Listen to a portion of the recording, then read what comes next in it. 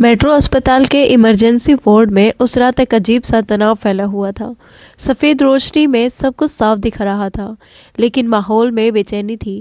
Doctor Rajesh अपने सख्त स्वभाव और सिद्धांतों के लिए पूरे अस्पताल में जाने जाते थे। उन्होंने विदेश से पढ़ाई की थी और अपने काम में किसी तरह की लापरवाही बर्दाश्त नहीं करते थे। उसी वार्ड के एक बेड पर प्रिया नाम की लड़की पिछले कई दिनों से भर्ती थी। कभी पेट दर्द का बहाना तो कभी सिर दर्द की शिकायत, लेकिन हर जांच सामान्य आती थी। राजेश को धीरे धीरे समझ आने लगा कि मामला बीमारी से ज़्यादा किसी और वजह का है। उस रात जब उन्होंने उसे छुट्टी लेने की सलाह दी तो प्रिया के चेहरे पर घबराहट साफ दिखी। राजेश ने कड़े शब्दों में कहा कि अस्पताल कोई सराय नहीं है, यहाँ सिर्फ ज़रूरतमंद मरीज रह सकते हैं। प्रिया की आंखों में आंसू आ गए, लेकिन वह कुछ कह ना सकी। जैसे ही राजेश जाने लगे, अचानक उसने शोर मचा दिया और खुद को बुरी तरह असहाय दिखाने लगी। कुछ ही पलों में वार्ड के बाहर भीड़ जमा हो गई। हालात ऐसे बने कि बिना पूरी सच्चाई जाने लोगों ने राजेश पर सवाल उठाने शुरू कर दिए। अस्पताल की प्रतिष्ठा बचाने के लिए प्रबंधन ने जल्दबाजी में फैसला लिया और स्थिति को शांत करने के लिए राजेश और प्रिया की शादी करवा दी। राजेश के लिए यह किसी सदमे से कम नहीं था। वह अपने सम्मान को सबसे ऊपर मानते थे और आज सबके सामने उन पर उंगली उठी थी। शादी के बाद वह प्रिया को अपने घर ले आए, लेकिन उनके दिल में गुस्सा और अविश्वास भरा हुआ था। घर पहुंचकर उन्होंने साफ कह दिया कि यह रिश्ता सिर्फ मजबूरी है और वह इस शादी को दिल से स्वीकार नहीं करते। प्रिया चुपचाप सब सुनती रही, क्योंकि उसके पास और कोई ठिकाना नहीं था। धीरे धीरे के घर के भीतर सन्नाटा और दूरी बढ़ती गई। राजेश अपने काम में डूबे रहते और प्रिया घर के एक कोने में सिमटी रहती। एक रात जब तेज बारिश हो रही थी तो राजेश को अचानक तेज बुखार हो गया। वह कमजोरी से गिर पड़े। प्रिया ने डर बुलाकर उनकी देखभाल की सारी रात उनके सिर पर पट्टियां रखती रही। सुबह जब राजेश की आंख खुली तो उन्हें एहसास हुआ कि जिस लड़की को वह गलत समझते रहे वही उनकी सबसे बड़ी सहारा बनी रही। कुछ दिनों बाद अस्पताल में एक और हंगामा हुआ, जब प्रिया की सुतेली माँ मीना वहां आ पहुंची और पैसों की मांग करने लगी। राजेश को पहली बार सच्चाई का अंदाजा हुआ कि प्रिया किसी लालच से नहीं बल्कि मजबूरी से अस्पताल में ठहरी थी। उन्होंने सबूत जुटाए और मीना को पुलिस के हवाले कर दिया। उस दिन के बाद राजेश का नजरिया बदल गया। उन्होंने प्रिया को सम्मान देना शुरू किया, उसे पढ़ाई पूरी करने का हौसला दिया और समाज की बातों से डरने की बजाय उसके साथ मजबूती से खड़े रहे। प्रिया ने भी अपने डर को पीछे छोड़कर नई जिंदगी की शुरुआत की। धीरे धीरे दोनों के बीच में भरोसा और समझदारी पनपने लगी। अब उनका रिश्ता मजबूरी नहीं बल्कि सम्मान और विश्वास की नींव पर खड़ा था, और दोनों ने मिलकर तय किया कि अतीत की परछाइयों से निकलकर वह एक सुरक्षित और उजले भविष्य की ओर कदम बढ़ाएंगे। कुछ महीनों बाद घर का माहौल पहले जैसा ठंडा नहीं रहता। अब वहाँ एक अनकही सी समझदारी बसने लगी थी। राजेश ने प्रिया को शहर के एक अच्छे कॉलेज में दाखिला दिलवाया ताकि वह अपनी पढ़ाई पूरी कर सके। शुरुआत में प्रिया बहुत घबराई हुई थी, क्योंकि शादी के बाद कॉलेज जाना और लोगों की निगाहों का सामना करना उसके लिए आसान नहीं था। लेकिन राजेश ने साफ कह दिया था कि उसे किसी से डरने की ज़रूरत नहीं है, वह हर कदम पर उसके साथ है। धीरे धीरे प्रिया ने पढ़ाई में मन लगाना शुरू किया और उसकी मेहनत रंग लाने लगी। कॉलेज में उसकी पहचान एक होशियार और शांत स्वभाव की छात्र के रूप में बनने लगी। इसी दौरान अस्पताल में एक पुराना केस फिर से खुल गया, जिसमें उस रात की घटना की जांच शुरू हुई थी।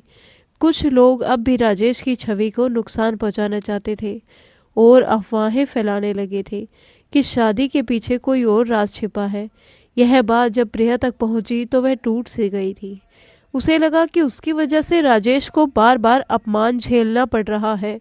उसने एक रात रोते हुए राजेश से कहा कि अगर वह चाहे तो इस रिश्ते से मुक्त हो सकते हैं, लेकिन राजेश ने पहली बार उसके हाथ थामकर कहा कि अब यह रिश्ता किसी मजबूरी का नहीं बल्कि उनके अपने फैसले का है और वह किसी भी सच्चाई से भागेंगे नहीं। इसी बीच बिना जेल से छूटकर बदला लेने की नीयत से फिर सामने आई। उसने प्रिया को डराने और पुराने झूठे दोहराने की कोशिश की, लेकिन इस बार प्रिया कमज़ोर नहीं पड़ी। उसने सीधे पुलिस में शिकायत दर्ज करवाई और अपने खिलाफ रची गई साजिशों के सबूत पेश किए। राजेश ने भी अस्पताल प्रशासन के सामने पूरी सच्चाई रखी और जांच में साफ हो गया कि उस रात की अफरा तफरी कुछ लोगों की सोची समझी चाल थी, ताकि अस्पताल की प्रतिष्ठा गिराई जा सके। सच सामने आते ही राजेश का नाम पूरी तरह साफ हो गया और लोगों ने उससे माफ़ी भी मांगी। इस घटना ने प्रिया को भीतर से मजबूत बना दिया। अब वह खुद पर भरोसा करना सीख चुकी थी और राजेश को भी एहसास हुआ कि उसके जीवन में प्रिया सिर्फ एक जिम्मेदारी नहीं बल्कि उसका सबसे बड़ा सहारा बन चुकी है।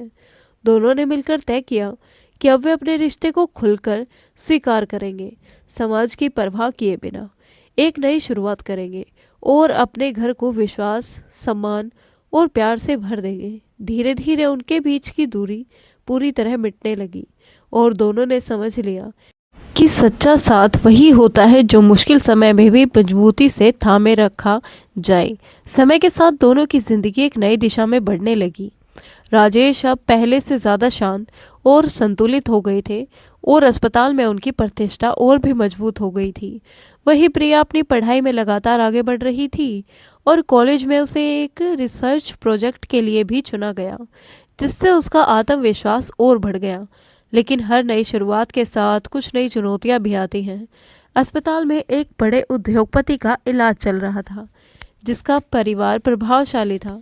इलाज के दौरान हुई एक जटिल स्थिति को लेकर परिवार ने लापरवाही का आरोप लगा दिया और मीडिया में खबरें फैलने लगी।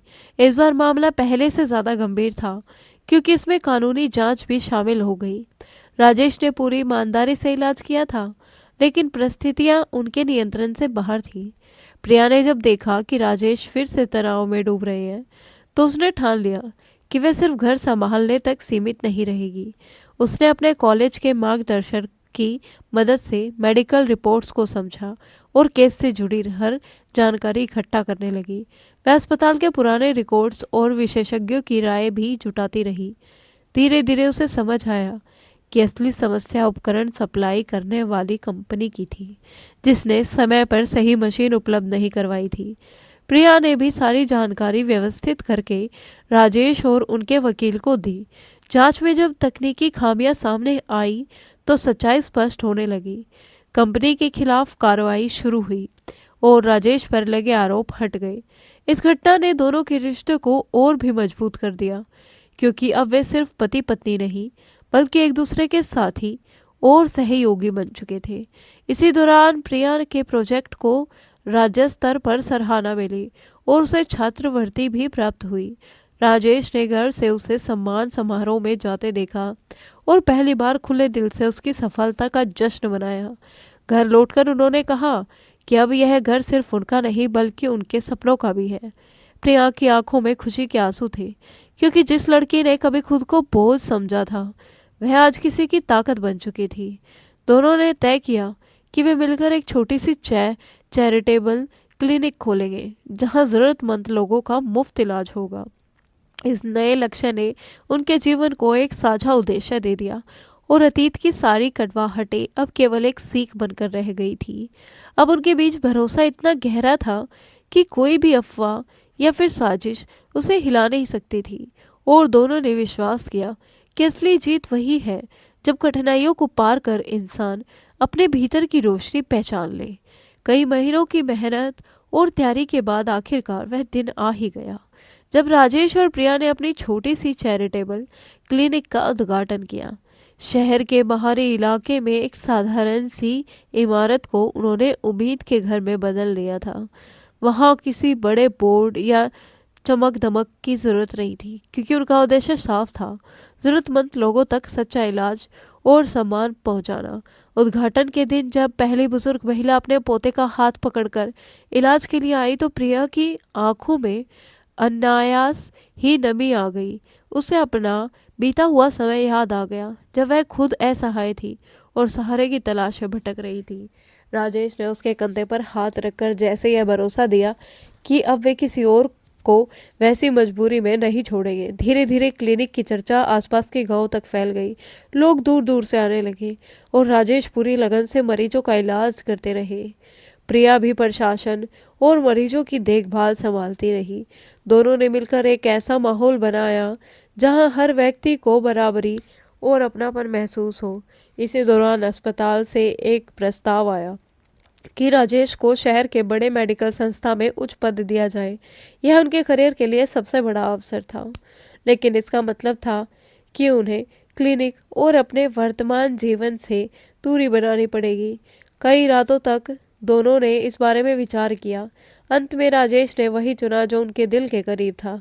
उन्होंने बड़े पद का प्रस्ताव ठुकरा दिया और क्लिनिक को आगे बढ़ाने का फैसला किया, क्योंकि अब सफलता उनके लिए केवल नाम और पद नहीं बल्कि सेवा और संतोष थी। प्रिया ने भी अपनी पढ़ाई पूरी कर ली थी और स्वास्थ्य प्रबंधन में विशेषज्ञता हासिल की, जिससे वे क्लिनिक को बेहतर ढंग से चला सके। समय के साथ उनका रिश्ता और भी गहरा हो गया। अब उसमें कोई संदेह या दूरी नहीं थी, बल्कि समझदारी और सम्मान था। एक शाम जब वे क्लिनिक की छत पर खड़े डूबते सूरज को देख रहे थे तो राजेश ने मुस्कुराकर कहा कि कभी जो रिश्ता मजबूरी से शुरू हुआ था वही आज उनकी सबसे बड़ी ताकत बन चुका है। प्रिया ने भी महसूस किया था कि जिंदगी ने उन्हें कठिन रास्तों से गुजार कर सच्चे अर्थों में मजबूत बनाया है। दोनों ने साथ मिलकर यह वादा किया कि वे हर चुनौती का सामना हाथ थाम कर करेंगे और अपनी रोशनी से दूसरों के जीवन में भी उम्मीद जगाते रहेंगे। उनकी कहानी अब किसी गलतफहमी या दर्द की नहीं बल्कि विश्वास, साहस और एक नई आरंभ की मिसाल बन चुकी थी। तो प्यारे दोस्तों, कैसी लगी आपको आज की कहानी? कमेंट में ज़रूर बताएं। हम आपके कमेंट का इंतज़ार रहता है। वीडियो अच्छी लगी तो प्लीज़ लाइक करें और ज़्यादा से ज़्यादा शेयर भी करें, और चैनल पर नए हैं तो सब्सक्राइब करें। धन्यवाद। मिलते हैं कल आपसे एक और नई कहानी के साथ।